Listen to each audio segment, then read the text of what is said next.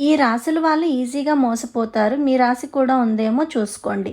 జ్యోతిష్య శాస్త్రాన్ని బట్టి గ్రహ సంచారంలో వ్యయ, అష్టమ స్థానాల్లో శని గాని, రాహువు గాని, కేతువు గాని ఉన్న రాశుల వారు తేలిగ్గా మోసపోయే అవకాశం ఉంటుంది. వీరు వంచనకు, నమ్మక ద్రోహానికి గురయ్యే అవకాశం కూడా ఎక్కువగా ఉంటుంది.